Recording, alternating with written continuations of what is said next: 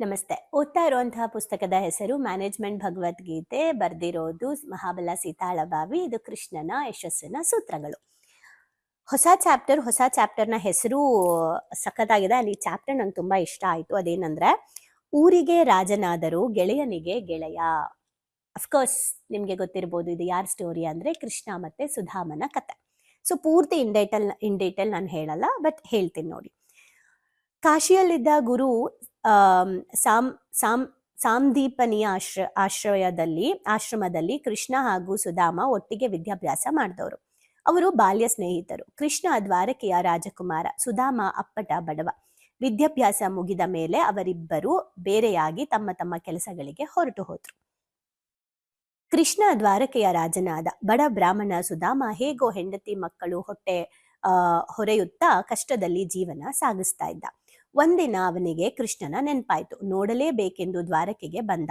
ಸುಧಾಮ ಬಂದಿದ್ದನೆಂದು ತಿಳಿದು ಕೂಡಲೇ ರಾಜನೆಂಬ ಘನತೆಯನ್ನು ಬದಿಗಿಟ್ಟು ಕೃಷ್ಣ ಅರಮನೆಯ ಬಾಗಿಲಿಗೆ ಬಂದು ಅವನನ್ನು ಸ್ವಾಗತಿಸಿದ. ಕುಶಲೋಪಾರಿ ವಿನಿಮಯದ ನಂತರ ಸುಧಾಮನ ಚಡಪಟಿಕೆಯನ್ನು ಕೃಷ್ಣ ಗಮನಿಸಿದ. ರಾಜನನ್ನು ನೋಡಲು ಬಂದಿದ್ದೇನೆ, ಏನು ಉಡುಗೊರೆ ತಂದಿಲ್ಲವಲ್ಲ ಎಂದು ಸುಧಾಮ ಯೋಚಿಸುತ್ತಿದ್ದ.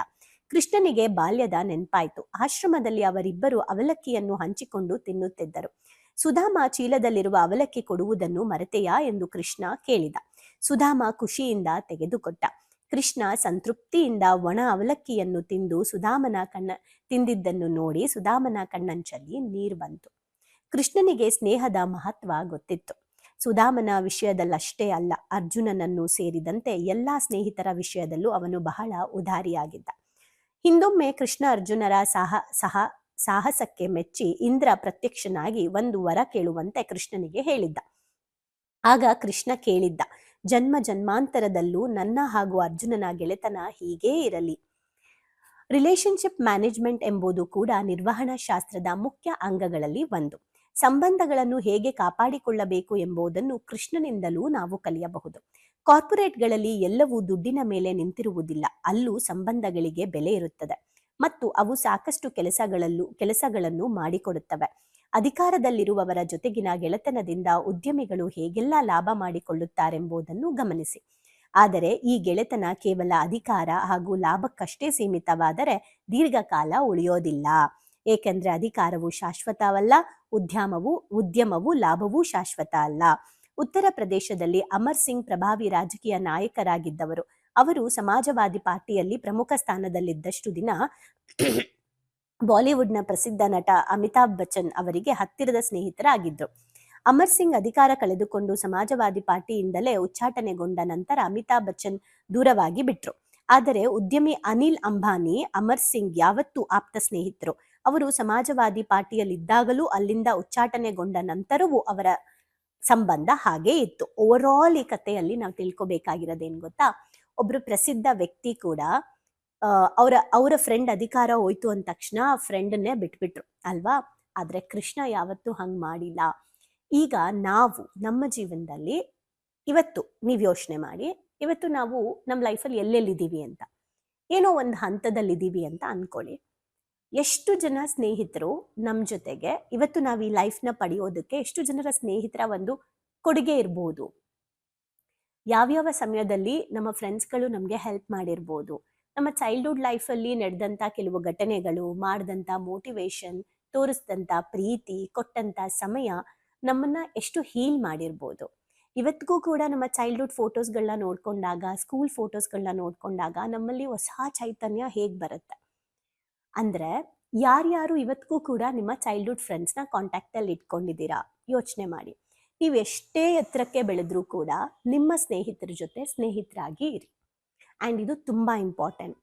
ಅವರೇ ಹಾಗೆ ತಿಳ್ಕೊಳ್ತಿದ್ರೆ ನಾವೇನು ಮಾಡೋಕ್ಕಾಗಲ್ಲ, ಬಟ್ ನೀವು ಹಾಗೇ ಇರಿ. ರೀಸೆಂಟಾಗಿ ನನ್ನ ಫ್ರೆಂಡ್ ನಂಗೊಂದು ಮೆಸೇಜ್ ಮಾಡಿದ್ಲು. ಆ್ಯಂಡ್ ನನ್ನ ವಿಡಿಯೋ ಕಂಪಲ್ಸರಿ ನೋಡ್ತಾಳೆ ನನ್ನ ಫ್ರೆಂಡ್, ನನ್ನ ಚೈಲ್ಡ್ಹುಡ್ ಫ್ರೆಂಡ್. ದಯವಿಟ್ಟು ರಿಪ್ಲೈ ಮಾಡಿ, ನಾನು ನಿನ್ನ ಚೈಲ್ಡ್ಹುಡ್ ಫ್ರೆಂಡ್ ಅಂತ ರಿಪ್ಲೈ ಮಾಡಿ. ಅನಿಲ್ ಅಣ್ಣ ಆಗಿರ್ಬೋದು, ಸ್ವರೂಪ ಆಗಿರ್ಬೋದು, ಸುಷ್ಮಾ ಆಗಿರ್ಬೋದು, ಇನ್ನು ಯಾರೆಲ್ಲ ಚೈಲ್ಡ್ಹುಡ್ ಫ್ರೆಂಡ್ಸ್ ನೋಡ್ತಾ ಇದ್ದೀರಾ, ಸೊ ಎಲ್ಲ ರಿಪ್ಲೈ ಮಾಡಿ ಆಯಿತಾ. ಯಾಕೆ ಇದನ್ನು ಹೇಳ್ತಾ ಇದ್ದೀನಿ ಅಂದರೆ, ಅವರು ಕೂಡ ನನ್ನ ಬಗ್ಗೆ, ಸುಷ್ಮಾ ಆ ಥರ ಯಾವತ್ತೂ ಅಂದ್ಕೊಂಡಿಲ್ಲ, ಬಟ್ ಯಾಕಂದರೆ ಅವಳಿಗೆ ಗೊತ್ತಿತ್ತು. ಅವಳು ಕೂಡ ನನ್ನ ಜೊತೆ ರೀಸೆಂಟಾಗಿ ಎಲ್ಲೋ ಬಂದಾಗ ನನಗೆ ಅವತ್ತು ಯಾವುದೋ ಒಂದು ಸ್ಕೂಲಲ್ಲಿ ಚೀಫ್ ಗೆಸ್ಟ್ ಆಗಿ ಕರೆದಿದ್ರು. ಅವಳನ್ನ ಪಿಕ್ ಮಾಡಿಕೊಂಡು ಪ್ರೋಗ್ರಾಮ್ ಮುಗಿಸ್ಕೊಂಡು ಮನೆ ಕರ್ಕೊಂಬರೋಣ ಅಂತ ಬರ್ತಾ ಇದ್ದೆ. ಅವಳು ಅಲ್ಲೆಲ್ಲ ನೋಡಿ, ನನಗೆ ಸಿಕ್ಕಂಥ ಸನ್ಮಾನ ಎಲ್ಲ ನೋಡಿ ಕಣ್ಣಲ್ಲಿ ನೀರು ತುಂಬ್ಕೊಂಡ್ಬಿಟ್ಲು. ನಾನು ಬಂದು ಕಾರಲ್ಲಿ ಕುತ್ಕೊಂಡೆ, ಅವಳು ಕಣ್ಣಲ್ಲಿ ನೀರು ತುಂಬ್ಕೊಂಡು ಹಗ್ ಮಾಡಿದ್ಲು. ಯಾಕೆ ಹಿಂಗೆ ಎಮೋಷ್ನಲ್ ಆಗ್ತಾ ಇದೆಯಾ ಅಂತ ಕೇಳಿದೆ. ತಾರಾ, ನೀನು ಎಷ್ಟು ಎತ್ತರಕ್ಕೆ ಬೆಳೀತಾ ಇದೆಯಾ, ನಂಗೆ ತುಂಬ ಖುಷಿ ಆಗ್ತಾ ಇದೆ. ನೀನು ಸ್ಕೂಲಲ್ಲೂ ಕಾಲೇಜಲ್ಲೂ ಹಿಂಗೆ ಲೀಡರ್ಶಿಪ್ ಕ್ವಾಲಿಟೀಸ್ ಇತ್ತು ನಿನಗೆ, ಯಾವಾಗಲೂ ಹೇಳ್ತಿದ್ದೆ ಲೈಫಲ್ಲಿ ಏನೋ ಮಾಡಬೇಕು ಅಂತ. ಇವತ್ತು ಅದೆಲ್ಲ ಮಾಡ್ತಾ ಇದೆಯಾ, ನಂಗೆ ತುಂಬ ಹೆಮ್ಮೆ ಅನ್ನಿಸ್ತಾ ಇದೆ. ನಂಗೆ ನಿನ್ನ ಫ್ರೆಂಡಾಗಿ ಪಡೆದಿರೋದು ನಂಗೆ ತುಂಬ ಪ್ರೌಡ್ ಫೀಲ್ ಆಗ್ತಿದೆ. ನಿನ್ನ ಹತ್ರ ನಾನು ಹೆಂಗೆ ಮಾತಾಡಬೇಕು ಅಂತ ನಂಗೆ ಈಗ ಮುಜುಗರ ಆಗ್ತಾ ಇದೆ ಅಂದ್ಲು. ನೀನು ಹೇಳಿದ ಇಷ್ಟು ಕೂಡ ಅಕ್ಸೆಪ್ಟ್ ಮಾಡ್ತೀನಿ, ಕೊನೆಯಲ್ಲಿ ಹೇಳ್ದಿಯಲ್ಲ ಇದನ್ನು ಯಾವತ್ತೂ ಹೇಳಬೇಡ ಅಂತ ಹೇಳಿದೆ. ಅದು ಏನಕ್ಕೆ ಅಂದರೆ, ನೀನು ಹಂಗೆ ಟ್ರೀಟ್ ಮಾಡಲೇಬೇಡ. ಇದು ಪ್ರೊಫೆಷನ್ ಕೆಲಸ. ನಿನ್ನ ಜೊತೆ ನನ್ನ ಫ್ರೆಂಡ್ಶಿಪ್ ಯಾವತ್ತೂ ಹಾಗೇ ಇರುತ್ತೆ. ನನ್ನ ಫ್ರೆಂಡ್ಶಿಪ್ಪಲ್ಲಿ ಪ್ರೊಫೆಷ್ನಲ್ ತೊಗೊಂಬರಲ್ಲ, ನನ್ನ ಪ್ರೊಫೆಷ್ನಲಲ್ಲಿ ಫ್ರೆಂಡ್ಶಿಪ್ ತೊಗೊಂಬರಲ್ಲ. ಸೊ ಆವಾಗಲೇ ನಾವು ನೆಮ್ಮದಿಯಾಗಿರೋಕ್ಕೆ ಸಾಧ್ಯ ಅಲ್ವಾ ಅಂತ ಅವಳಿಗೂ ಹೇಳ್ತಾ ಇದ್ದೆ. ಆ್ಯಂಡ್ ಎಷ್ಟೋ ಜನ ಫ್ರೆಂಡ್ಸ್ ನನ್ನನ್ನು ಟ್ರಿಪ್ ಕರೆಯೋದು ಬಿಟ್ಬಿಟ್ರು. ಯಾಕೆ ಅಂದರೆ ಸೇಮ್ ರೀಸನ್ ಹೊಂದ್ಕೊಳ್ಳಲ್ಲ ಅಂತ. ಅವ್ರ ಪ್ರಕಾರ ಈಗ ನನ್ನ ಫ್ರೆಂಡು ಸ್ವರೂಪ ಅವರೆಲ್ಲ ಅಂತಿರ್ತಾರೆ, ನೆಕ್ಸ್ಟ್ ಟ್ರಿಪ್ ರೀಸೆಂಟಾಗಿ ಹೇಳ್ದೆ ನಾನು, ನೆಕ್ಸ್ಟ್ ಟ್ರಿಪ್ ಎಲ್ಲಿ ಪ್ಲ್ಯಾನ್ ಮಾಡಿ ಹೋಗೋಣ ಅಂತ. ನೀನು ಯಾವಾಗ ಹೇಳ್ತೀಯ ಅವಾಗ ನಾವು ರೆಡಿ ಅಂದರು. ನಾನು ಸ್ವಲ್ಪ ಜುಲೈ ಮುಗಿಯೋ ತನಕ ಟೈಮ್ ಕೊಡು, ನಾನು ಫಿಕ್ಸ್ ಮಾಡ್ತೀನಿ ಹೋಗೋಣ ಅಂತ. ಕೇಳಿ ನೋಡು ಯಾರ್ಯಾರು ಬರ್ತಾರೆ ಅಂತ. ಈಗ ಎಲ್ಲ ನಮ್ಮ ಬೇರೆ ಚೈಲ್ಡ್ಹುಡ್ ಫ್ರೆಂಡ್ಸ್ ಎಲ್ಲ ಹೋಗೋಣ ಅಂದ್ರಂತೆ. ಅಟ್ಲೀಸ್ಟ್ ನಾನು ಅದಕ್ಕೆ ದೇವ್ರೆ ಇವಾಗಾದ್ರು ನಾನು ಅರ್ಥ ಮಾಡ್ಕೊಂಡ್ರು ಅಂತ ಹೇಳ್ತಾ ಇದ್ದೆ. ಯಾಕೆ ಅಂದರೆ ನಿಜವಾಗ್ಲೂ ಹೇಳ್ತೀನಿ, ನಾನು ನನ್ನ ಲೈಫಲ್ಲಿ ಕಲ್ತಿರೋದು, ನಾವು ಯಾವತ್ತೂ ಬೆಳೆದು ಬಂದಿರೋ ದಾರಿನ ಮರಿಲೇಬಾರ್ದು. ನಮ್ಮ ಸ್ನೇಹನೇ ಬೇರೆ, ಸಂಬಂಧಗಳೇ ಬೇರೆ, ನಮ್ಮ ಪ್ರೊಫೆಷನ್ನೇ ಬೇರೆ. ಸ್ನೇಹಿತರ ಹತ್ರ ನಾವು ಸ್ನೇಹಿತರಾಗೇ ಇರಬೇಕು, ಅದೇ ತುಂಟಾಟ, ಅದೇ ಕಾಲೆಳೆಯೋದು. ಆದರೆ ಏನು, ಮುಂಚೆ ಅವ್ರಿವ್ರ ಬಗ್ಗೆ ನೆಗೆಟಿವ್ ಮಾತಾಡ್ಕೊಂಡು ಲೈಫ್ ಹಾಳು ಮಾಡ್ಕೊಳ್ತಾ ಇದ್ವಿ, ನೆಗೆಟಿವ್ ಮಾತಾಡ್ತಾ ಇದ್ವಿ, ಬೇಡವಾಗಿರೋದು ಮಾತಾಡ್ತಾ ಇದ್ವಿ ಮುಂಚೆ. ಈಗ ಮೆಚುರಿಟಿ ಇದೆ, ಈ ಮಾರ್ಗದಲ್ಲಿದ್ದೀವಿ, ಒಳ್ಳೇದು ಮಾತಾಡೋಣ, ಕಾಲೆಳೆಯೋಣ, ಎಂಜಾಯ್ ಮಾಡೋಣ. ನಾವು ಅಧ್ಯಾತ್ಮದಲ್ಲಿದ್ದೀನಿ ಅಂತ ಬರೀ ಜಪ ಮಾಡ್ಕೊಂಡು ಕೂತ್ಕೊಳ್ಳೋದಲ್ಲ. ನೀವು ನನ್ನ ರೀಲ್ಸ್ ಎಲ್ಲ ನೋಡಿದ್ರೆ ಗೊತ್ತಿರುತ್ತೆ, ಎಲ್ಲರ ಜೊತೆ ನಾನು ಅವರಲ್ಲಿ ಅವರಾಗಿರ್ತೀನಿ. ನನ್ನ ಪ್ರಾಕ್ಟೀಸ್ ಟೈಮಲ್ಲಿ ನಾನು ಪ್ರಾಕ್ಟೀಸ್ ಮಾಡ್ತೀನಿ. ಇದೆಲ್ಲ ನನಗೆ ಬಂದಿರೋ ಅಂತಹ ಬುದ್ಧಿವಂತಿಕೆ ಅಲ್ಲ, ಭಗವಂತನಿಂದ, ಅಂದರೆ ಭಗವದ್ಗೀತೆ ಓದಿರೋದ್ರಿಂದ, ಸಾಕಷ್ಟು ಜ್ಞಾನದಿಂದ ಬಂದಿರುವಂತಹ ಒಂದು ಮೆಚ್ಯೂರಿಟಿ. ಸೊ ಕೃಷ್ಣನಿಗಿಂತ ಬೆಸ್ಟ್ ಫ್ರೆಂಡ್ ಲೈಫಲ್ಲಿ ಯಾರೂ ಇಲ್ಲ ಅನ್ನೋದಕ್ಕೆ ಇದೊಂದು ಎಕ್ಸಾಂಪಲ್. ಕೃಷ್ಣ ಬರೀ ಸುಧಾಮನಿಗೆ ಮಾತ್ರ ಅಲ್ಲ, ಹಾಗೆ ನಾವು ಕೂಡ ಬರೀ ಪ್ರೈಮರಿ ಫ್ರೆಂಡ್ಸು. ನನಗೆ ಯಾರು ಲಾಭ ಮಾಡಿದ್ದಾರೆ, ನಂಗೆ ಯಾರು ಹೆಲ್ಪ್ ಮಾಡಿದ್ದಾರೆ, ನನ್ನ ಜೊತೆಲಿ ಯಾರು ಇರ್ತಾರೆ ಅವ್ರ ಜೊತೆ ಮಾತ್ರ ಅಲ್ಲ, ನನಗೆ ಯಾರೋ ಒಬ್ಬರು ನನ್ನ ಜೊತೆ ಕೆಲಸ ಮಾಡಿದವ್ರು ಸಿಕ್ಕಿದ್ರು ಅವ್ರ ಜೊತೆಗೂ ಹಾಗೆ ಇರಬೇಕು. ಒಂದು ಆ ಫ್ರೆಂಡ್ಶಿಪ್ನ ನಾವು ತುಂಬ ಚೆನ್ನಾಗಿ ಎಂಜಾಯ್ ಮಾಡಬೇಕು. ಫ್ರೆಂಡ್ಶಿಪ್ಗೆ ನಾವು ಅಷ್ಟು ರೆಸ್ಪೆಕ್ಟ್ ಕೊಡಬೇಕು. ಆದರೆ ಫ್ರೆಂಡ್ಸ್ ತುಂಬ ಇಂಪಾರ್ಟೆಂಟ್ ಆಗುತ್ತೆ. ಸುಧಾಮನ್ ಥರ, ಅರ್ಜುನನ್ ಥರ ಫ್ರೆಂಡ್ಸ್ ಇರಬೇಕು, ಬೇರೆಯವರಲ್ಲ. ಅದು ಕೂಡ ನಾವು ಗಮನದಲ್ಲಿ ಇಟ್ಕೋಬೇಕು. ಈಗ ನೀವು ನಿಮ್ಮ ಚೈಲ್ಡ್ಹುಡ್ ಫ್ರೆಂಡ್ಸ್ ನಿಮಗೆ ನೆನಪಾಗ್ತಾ ಇದ್ರೆ, ಕಾಲೇಜ್ ಫ್ರೆಂಡ್ಸ್ ನೆನಪಾಗ್ತಾ ಇದೆ, ಸ್ಕೂಲ್ ಫ್ರೆಂಡ್ಸ್ ನೆನಪಾಗ್ತಾ ಇದ್ರೆ, ಕೆಲಸದಲ್ಲಿ ನಿಮ್ಮ ಫ್ರೆಂಡ್ಸ್ ನೆನಪಾಗ್ತಾ ಇದ್ರೆ, ಒಂದ್ಸಲ ಎಲ್ರಿಗೂ ಇವತ್ತು ಕಾಲ್ ಮಾಡಿ, ಸುಮ್ಮನೆ ಮಾತಾಡಿ, ಒಂದೊಂದು ನಿಮಿಷ ಮಾತಾಡಿ, ಅಥವಾ ಮೆಸೇಜ್ ಮಾಡಿ, ಒಂದು ಗೆಟ್ ಟುಗೆದರ್ ಪ್ಲ್ಯಾನ್ ಮಾಡಿ. ಚೈಲ್ಡ್ಹುಡ್ ಫ್ರೆಂಡ್ಸ್ ಎಲ್ಲ ಒಟ್ಟಿಗೆ ಸೇರಿ ನಿಮಗೆ ಹೊಸ ಚೈತನ್ಯ ಬರುತ್ತೆ. ಆ್ಯಂಡ್ ಎಲ್ಲದಕ್ಕಿಂತ ಹೆಚ್ಚಾಗಿ ನಾವು ಬೆಳೀತಾ ಇದ್ದೀವಿಯಲ್ಲ, ಓಡ್ತಾ ಇದ್ದೀವಿಯಲ್ಲ, ಸ್ವಲ್ಪ ನಾವು ಓಡೋದಕ್ಕೆ ಬೂಸ್ಟ್ ಸಿಗುತ್ತೆ ನಮ್ಮೆಲ್ಲ ಫ್ರೆಂಡ್ಸಿಂದ. ಸೊ ಕೃಷ್ಣನ ಹಾಗೆ ಯಾವಾಗಲೂ ನಾವು ಒಂದೊಳ್ಳೆ ಸ್ನೇಹಿತರಾಗೋಣ. ಎಲ್ರಿಗೂ ಕೂಡ ಎಲ್ರೂ ಮನಸಾರೆ ಪ್ರೀತಿಸೋಣ, ಎಲ್ರೂ ಆಕ್ಸೆಪ್ಟ್ ಮಾಡೋಣ. ಆ್ಯಂಡ್ ಲಾಸ್ಟ್ ಚಾಪ್ಟ್ರಲ್ಲಿ ಓದಿರೋ ಪ್ರಕಾರ, ಕೆಟ್ಟವ್ರಿಗೆ ಕೆಟ್ಟವರಾಗಿರೋಣ, ಒಳ್ಳೆಯವ್ರಿಗೆ ಒಳ್ಳೆಯವರಾಗಿರೋಣ. ನಿಮ್ಮ ಫ್ರೆಂಡ್ಸ್ ನಿಮ್ಗೆ ನೆನಪಾದ್ರ, ಯಾರು ನೆನಪಾದ್ರು, ಇವತ್ತು ಕಾಂಟ್ಯಾಕ್ಟಲ್ಲಿದ್ದೀರಾ, ಅದರಿಂದ ನಿಮ್ಮ ಲೈಫಲ್ಲಿ ಎಷ್ಟು ಬೆನಿಫಿಟ್ ಸಿಗ್ತಾ ಇದೆ, ಅಂದರೆ ನಿಮ್ಮ ಗ್ರೋತ್, ಹ್ಯಾಪಿನೆಸ್ ನಿಮಗೆ ಎಷ್ಟಿದೆ ಅಂತ ಕಮೆಂಟ್ ಮಾಡಿ. ಕೃಷ್ಣನ್ ಥರ ಇವತ್ತಿಂದ ನಾವೆಲ್ಲರೂ ಫ್ರೆಂಡ್ಶಿಪ್ ಬಗ್ಗೆ ತಿಳ್ಕೊಳ್ಳೋಣ. ರಿಲೇಷನ್ಶಿಪ್ ಅನ್ನೋದು ಬದುಕಲ್ಲಿ ತುಂಬ ಇಂಪಾರ್ಟೆಂಟ್. Thank you. ಭಾವನೆಗಳಿಗಂದ್ರೆ ಶಾಲೆಗೆ ಬಂದು ತುಂಬಾ ಖುಷಿ ಆಯ್ತು. ಲೈಫಲ್ಲಿ ತುಂಬಾ ಅಂದ್ರೆ ತುಂಬಾ ಕ್ಲಾರಿಟಿ ಬಂದಿದೆ. ತುಂಬಾನೇ ಬದಲಾವಣೆ ಆಗಿದೆ. ನಂಗೆ ತುಂಬಾ ಖುಷಿ ಇದೆ ನಾನು ಇಲ್ಲಿಗೆ ಬಂದಿರೋದು. ನನಗೆ ತುಂಬಾ ಖುಷಿ ಆಗ್ತದೆ. ಪ್ರತಿಯೊಂದಕ್ಕೂ ಸ್ಫೂರ್ತಿ ಸಿಕ್ಕಿದೆ, ನೆಮ್ಮದಿ ಸಿಕ್ಕಿದೆ. ಒನ್ ವರ್ಡ್ ಅಲ್ಲಿ ಹೇಳ್ಬೇಕಂದ್ರೆ ಇಟ್ ಈಸ್ ಅಲ್ಟಿಮೇಟ್.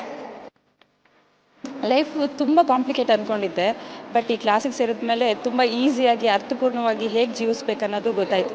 ಆಕ್ಚುಲ್ ಆಗಿ ನಂಗೆ ತುಂಬಾ ಖುಷಿ ಇದೆ ನಾನು ಇಲ್ಲಿಗೆ ಬಂದಿರೋದು.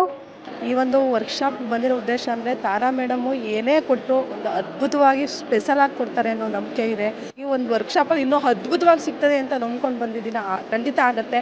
ಡೈಲಿ ಹೊಸ ಟಾಪಿಕ್ ನಾವು ಡೈಲಿ ವೇಟ್ ಮಾಡ್ತಾ ಇರ್ತೀವಿ, ಇವತ್ತೇನು ಹೇಳ್ಕೊಡ್ತಾರೆ, ನಾಳೆ ಏನು ಹೇಳ್ಕೊಡ್ತಾರೆ ಅಂತೇಳಿ. ನಾನು ಎಲ್ಲರಿಗೂ ಹೇಳೋದಷ್ಟೇ, ಅವ್ರು ಕೊಡೋ ಎಲ್ಲ ಟಾಸ್ಕ್ನು ಚೆನ್ನಾಗಿ ಫಾಲೋ ಅಪ್ ಮಾಡಿದರೆ ನಿಮ್ಮ ಜೀವನ ಇನ್ನೂ ತುಂಬ ಚೆನ್ನಾಗಿರುತ್ತೆ. ಎಜುಕೇಶನ್ ಬಂದ್ಮೇಲೆ ನನ್ನ ಲೈಫ್ ಸೇವ್ ಆಯ್ತು ಅಂತಾನೆ ಹೇಳ್ಬೋದು. ಸೊ ಬಹಳನೇ ಖುಷಿ ಇದೆ. ನಮ್ಮನ್ನ ನಾವು ಟ್ರಾನ್ಸ್ಫಾರ್ಮ್ ಮಾಡ್ಕೊಂಡು ಈ ಹ್ಯಾಬಿಟ್ಸ್ ಎಲ್ಲ ನಾವು ಇನ್ಸ್ಟಾಲ್ ಮಾಡ್ಕೊಂಡ್ರೆ ನಮ್ಮ ಲೈಫ್ ಖಂಡಿತವಾಗ್ಲೂ ಸಕ್ಸಸ್ಫುಲ್ ಆಗುತ್ತೆ ಅಂತ ಹೇಳ್ಬಿಟ್ಟು. ಸೊ ನಿಮ್ಮ ಲೈಫ್ ಚೇಂಜಿಂಗ್ ಟ್ರಾನ್ಸ್ಫಾರ್ಮೇಶನ್ ಅಂತ ಅಂದ್ರೆ ಇದಕ್ಕೆ Emojim is the most and main ಕಾರಣ ಅಂತಾನೆ ಹೇಳ್ತೀನಿ. ಎಕ್ಸ್ಪ್ರೆಸ್ ಮಾಡ್ಬೇಕಂದ್ರೆ ಒಂದು ವರ್ಡ್ ಅದು ಭಾಳ ಚಿಕ್ಕದಾಗತ್ತೆ. ಅದು ಏನಂತಂದ್ರೆ ಥ್ಯಾಂಕ್ ಯು ಅನ್ನೋಂಥ ವರ್ಡ್ ಮಾತ್ರ ನಾನು ಎಕ್ಸ್ಪ್ರೆಸ್ ಮಾಡ್ಬೋದು. ಒಂದೊಂದು ಸ್ಟೆಪ್ಪಲ್ಲೂ ನಾವು ಚೇಂಜ್ ಆಗ್ತಿದ್ದೀನಿ, ನಾನು ಚೇಂಜ್ ಆಗ್ತಿದ್ದೀನಿ ಅನ್ನೋದು ತುಂಬ ನನಗೆ ಅಳವಡಿಕೆ ಆಗ್ತಿದೆ. ಮತ್ತೆ ಎಲ್ಲಾ ಸ್ಕೂಲು ಕಾಲೇಜ್ಗಳಲ್ಲೂ ಇದೊಂದು ಸಬ್ಜೆಕ್ಟ್ ಅಂತ ಇಡಬೇಕು ಮಕ್ಕಳಿಗೆ. ಎಲ್ರಿಗೂ ಯೂಸ್ ಆಗುವಂಥ ಕ್ಲಾಸ್ ಇದು, ಯೂನಿಕ್ ಆಗಿದೆ. ಇಮೋಜಿಮ್ ಟೀಮ್ಗೆ ಥ್ಯಾಂಕ್ ಯು. ಇದೆಲ್ಲ ನಡೆಸ್ತಾ ಇರುವಂಥ ತಾರಾ ಮೇಡಮ್ಗೆ, ಸಂದೇಶ್ ಸರ್ಗೆ, ಜೊತೆಗೆ ಎಮೋಜಿಮ್ ಟೀಮ್ಗೆ thank you so much. So ಯಾರ್ಯಾರೆಲ್ಲ ಸೇರ್ಕೊಂಡಿಲ್ಲ ದಯವಿಟ್ಟು ಸೇರ್ಕೊಳ್ಳಿ. So it is very utilizing. Lifelong ಯಾರಿಗಾದ್ರೂ ಚಿರಋಣಿಯಾಗಿರ್ತೀವಿ ಅಂದ್ರೆ ಅದು ಸಂದೇಶನ ಮತ್ತೆ ತಾರಾ. ಸೊ ಬನ್ನಿ ಪಾವನಿಗಳಿಗೊಂದು ಶಾಲೆನ ಎಂಟರ್ ಆಗಿ ಅದನ್ನ ಫೀಲ್ ಮಾಡಿ. ಅಂದ್ರೆ ರಿಕ್ವೆಸ್ಟ್ ಮಾಡ್ಕೊಂತಿದ್ದೀನಿ ನಿಮಗೆ, ಇದರಿಂದ ಲಾಸ್ ಆಗೋದಂತೂ ಏನೂ ಇಲ್ಲ, ಬಟ್ ಲೈಫಲ್ಲಿ ತುಂಬಾನೇ ಪಡ್ಕೊಂತೀನಿ ನಾನು. ಅದಕ್ಕೆ ನಾನು ಶೋರ್ ಗ್ಯಾರಂಟಿ ಕೊಡ್ತೀನಿ ನಾನು. ಎಲ್ಲೋ thank you to Tara ma'am and Sandesh sir. Thank you to whole my Emojim. Thank you.